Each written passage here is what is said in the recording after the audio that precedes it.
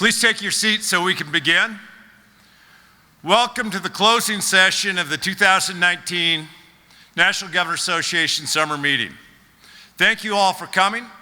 Certainly hope you enjoyed your time here in Salt Lake.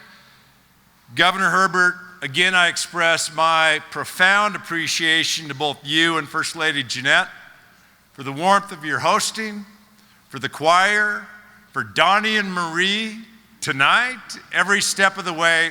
Please give the good governor and the First Lady a round of applause.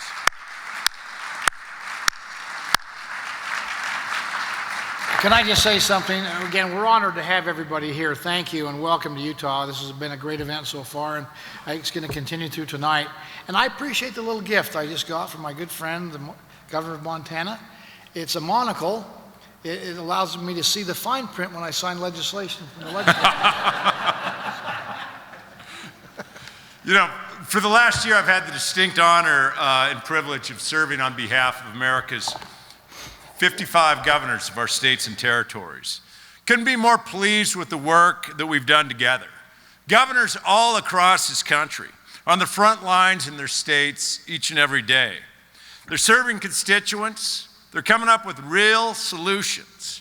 And fortunately for us, we have support from the National Governors Association along that way as well.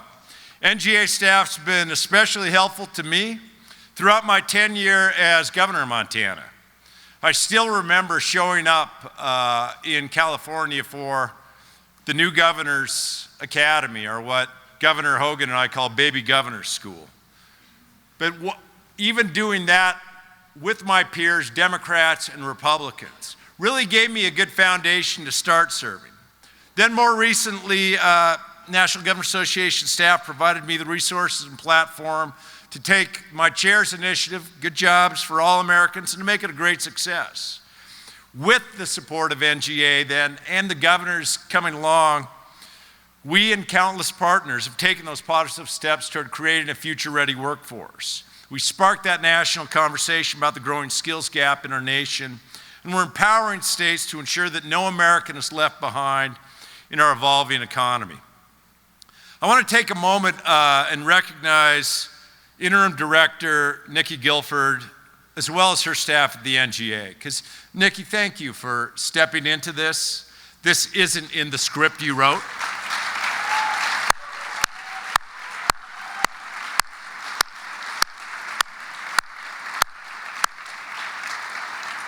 But for those of you that also don't know, that Nikki was going to be transitioning from NGA and working for Governor DeWine, and had planned on doing that long before we asked her to be the interim executive director. And you really have been a star, so thank you.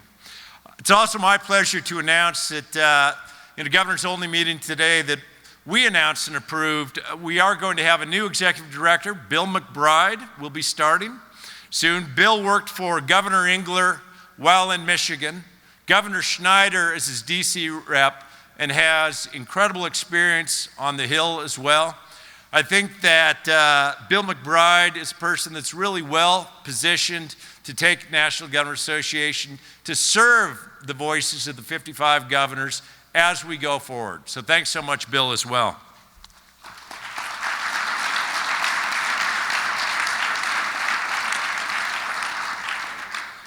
I'd also, I guess, take the chair's discretion. I want to thank my staff. That, you know, governors so often, like, we take on a new project with awe and excitement. Well, our staff is like with dread, and what did he sign up for this time? And when it comes to doing this National Governors Association work, what it really does is piles additional responsibilities on folks that are already working hard for Montanans. So Adam Schaefer and the rest of my staff, thank you so much for your good work.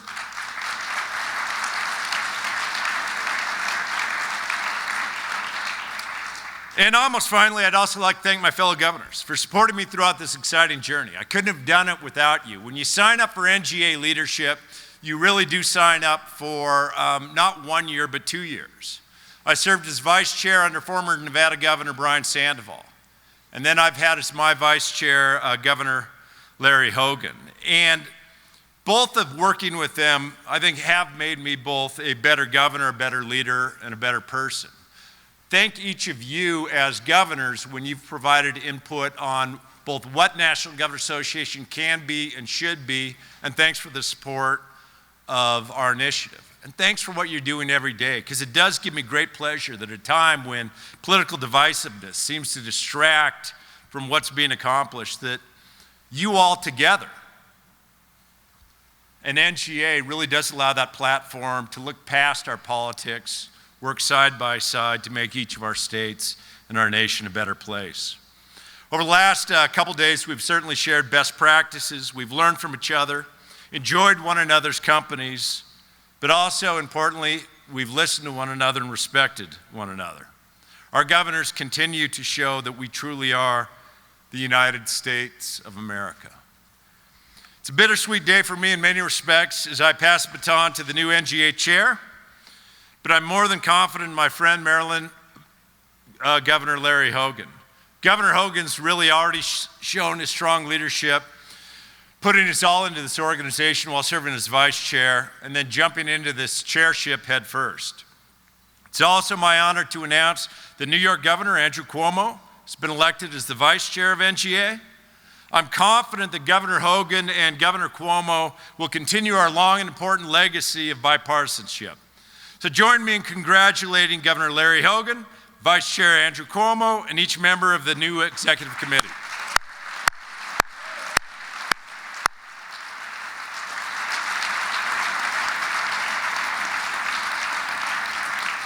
Now I'd like to call on NGA's new Vice Chair, New York Governor Andrew Cuomo, to say a few words.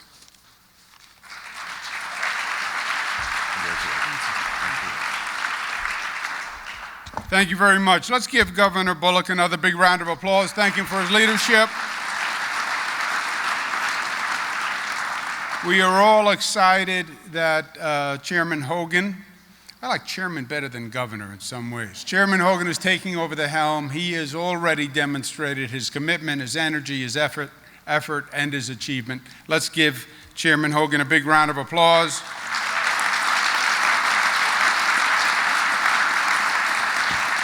And Governor Herbert, the Dean of the Governors, thank you for the hospitality and courtesy. Everything has been beautiful. Governor Herbert.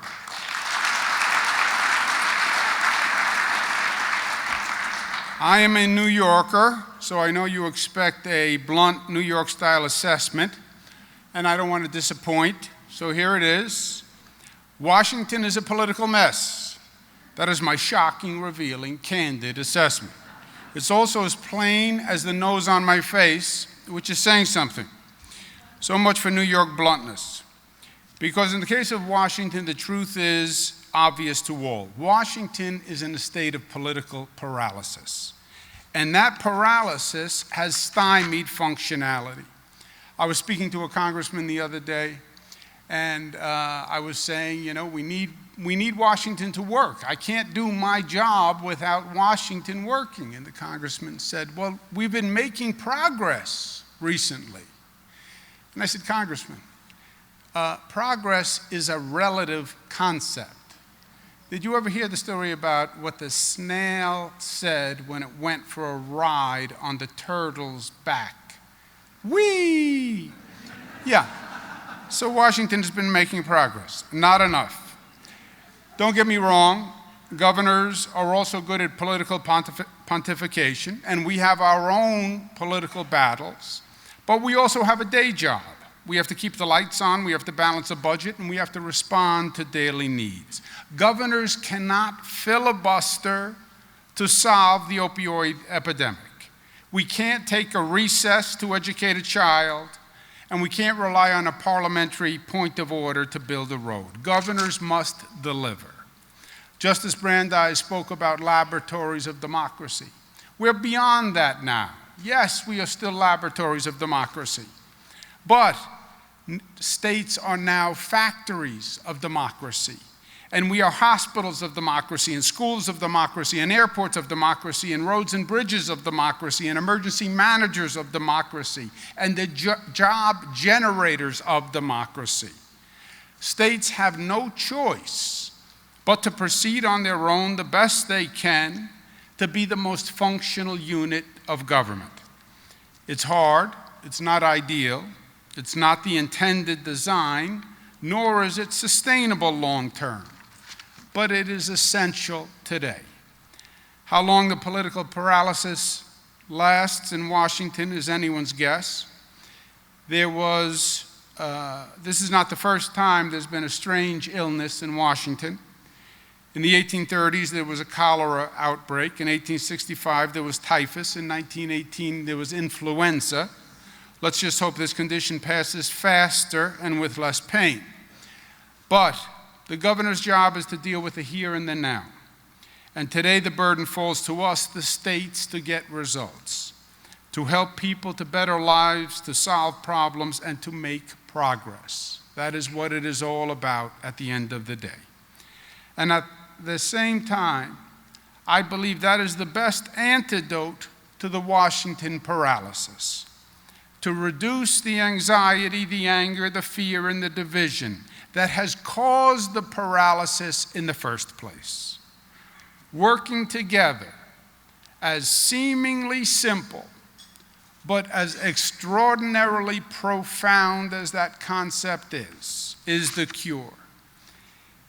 As President of the United States in 1908, former Governor, New York, Teddy Roosevelt, convened the nation's governors to Washington because he understood the states' roles in the essential notion of federalism. And that was the initiation of the NGA. It may have taken 111 years for a New Yorker to become vice chair of the NGA. I don't take it personally, but I couldn't be more proud to be part of the team. Never before has there been a more important time to use our collective strength as governors to show how to lead this nation forward. Never has there been a more important time to show the people of this country that we can still find commonality, and there is still a collective, and unity is not an illusion. The NGA is, in many ways, the only national vehicle that can do it. The NGA led the way in 1908, and together the NGA will lead the way once again. I look forward to working with each and every member of this distinguished body. Thank you.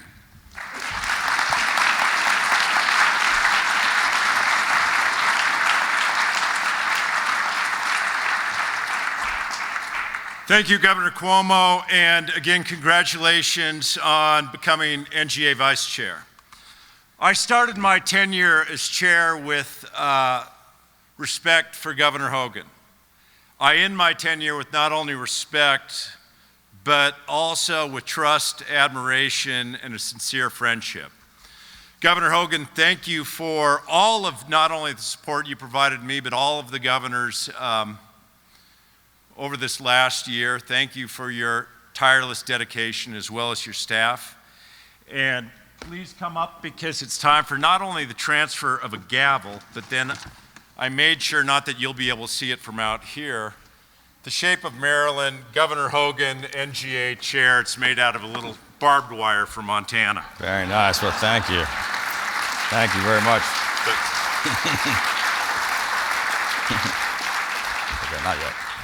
And with that, the chairmanship is yours. Congratulations, my friend. Congratulations, Steve. Hold on.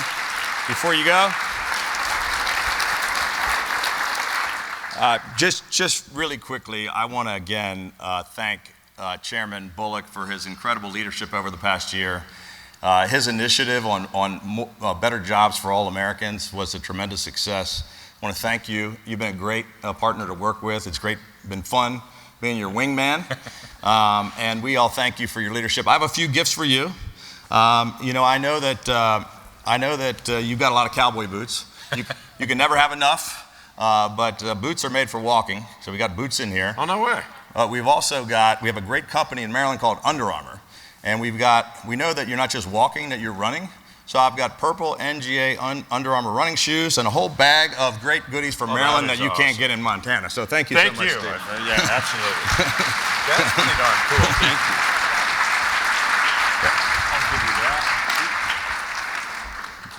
And we also have an outgoing Oh, I get to chairman take it with me. gavel. You get to take your real gavel. I get the cheesy fake one. So here you go. Thanks again for sure. Thank you all. Boy, I did pretty well on this.